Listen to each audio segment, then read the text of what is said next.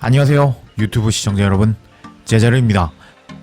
이강인 선수가 손흥민을 찾아가서 용서를 빌고 진심 어린 사과를 했습니다.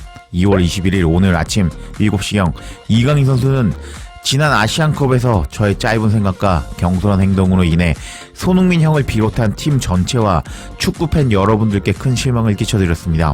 흥민이 형을 직접 찾아가 진심으로 사과를 드리는 게 중요하다고 생각하였고, 긴 대화를 통해 팀의 주장으로서의 짊어진 무게를 이해하고 제 자신을 돌아보는 시간을 가졌습니다. 런던으로 찾아간 저를 흔쾌히 반겨주시고 응해주신 흥민이 형께 이 글을 통해 다시 한번 감사드립니다. 흥민이 형에게 얼마나 간절한 대회였는지 제가 머리로는 알았으나 마음으로 그리고 행동으로는 그 간절함을 충분히 헤아리지 못했던 부분에서 모든 문제가 시작되지 않았나 생각합니다. 특히 흥민이 형이 주장으로서, 형으로서, 또한 팀의 동료로서 단합을 위해 저에게 한 충고들을 귀담아 듣지 않고 제 의견만 피력했습니다. 그날 식사 자리에서 절대로 해서는 안 될 행동을 했습니다. 지금 돌이켜 생각해 봐도 절대로 해서는 안 될 행동이었습니다. 이런 점들에 대해서 깊이 뉘우치고 있습니다. 팀에 대한 존중과 헌신이 제일 중요한 것임에도 제가 부족함이 많았습니다. 대표팀의 다른 선배님들, 동료들에게 한 분 한 분 연락을 드려서 사과를 드렸습니다. 선배들과 동료들을 대할 때 저의 언행에 배려와 존중이 많이 부족했다는 점을 깊이 반성하고 있습니다. 선배들과 동료들을 대할 때 더욱 올바른 태도와 예의를 갖추겠다 약속드렸습니다. 저의 사과를 받아주시고 포용해 주신 선배님들과 동료들에게 이 글을 통해 다시 한번 감사드립니다. 저의 행동 때문에 함께 비판의 대상이 된 선수들도 있습니다. 그들에 향한 비판 또한 제가 받아야 한다고 생각합니다. 과분한 기대와 성원을 받았는데도 대한민국 대표 선수로서 가져야 할 모범된 모습과 본분에서 벗어나 축구팬들 여러분께 실망을 안겨드려서 다시 한번 죄송합니다. 이제까지 대한민국 축구를 지키고 빛내셨던 선배님들과 동료들, 그리고 축구를 사랑하는 많은 팬분들이 있었기에 지금의 제가 저의 위치에 있을 수 있었다는 것을 다시 한번 느끼는 계기였습니다.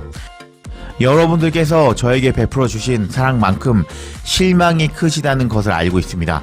앞으로 축구 선수로서 또 한 사람으로서 발전을 위해 더욱 노력하고 헌신하는 이강인이 되겠습니다. 죄송합니다. 그리고 감사합니다. 이강인 올림 라고 사과문을 올린 이강인이었습니다. 그러자 손흥민 선수는 1시간 후에 자신의 인스타에 이강인과 같이 찍은 사진을 올리면서 안녕하세요, 손흥민입니다. 오늘은 조금 무겁고 어려운 얘기를 하려고 합니다. 강인이가 진심으로 반성하고 저를 비롯한 대표팀 모든 선수들에게 진심 어린 사과를 했습니다.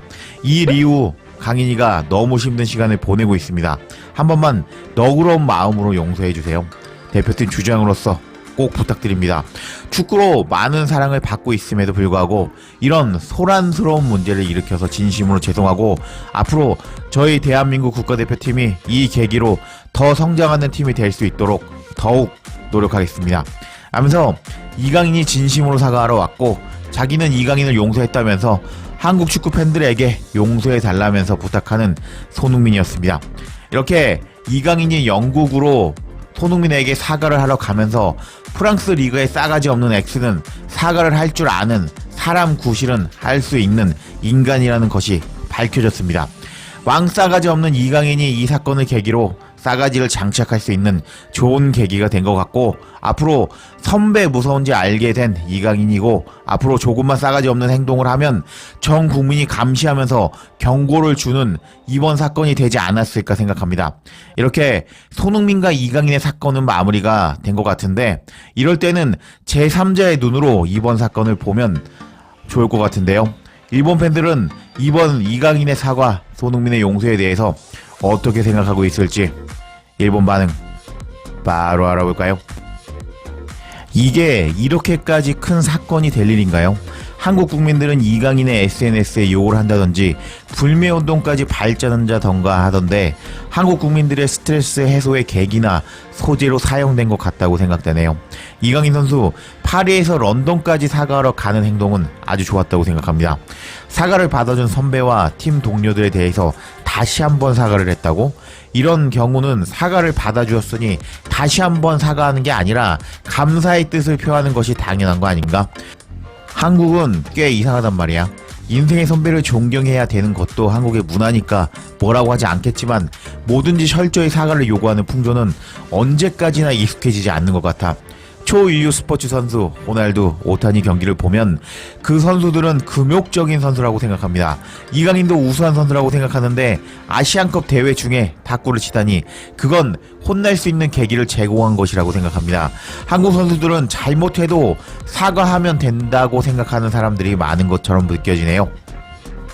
범죄가 아니라면 누구나 실수를 저지르기 마련이지.